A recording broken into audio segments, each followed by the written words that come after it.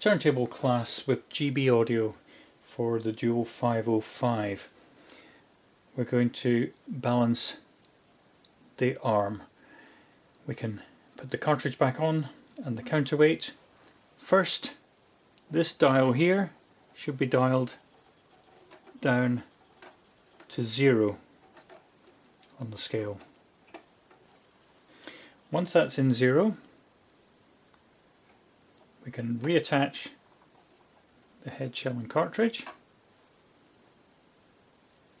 add the counterweight at the back, which just pushes on and then turns to move forward or backwards as required.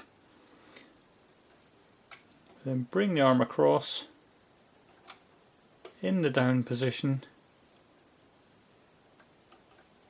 and adjust the weight at the back until the arm is in balance,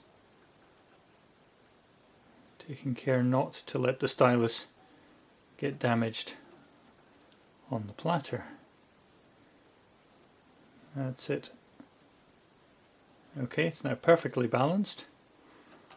Put the arm to rest, and using the dial here, we dial in a tracking weight required. Instructions for each cartridge will be different, so see what the manufacturer of your cartridge recommends. Once the tracking weight is set, the anti-skate dial here should be dialed into the same figure. So if our tracking weight is 2, our anti-skate will also be 2 on the dial here. There are 2 dials, one for elliptical stylus and one at the front for spherical stylus. Most good quality cartridges will be elliptical, so that would be the scale to use. And there we are, ready to go.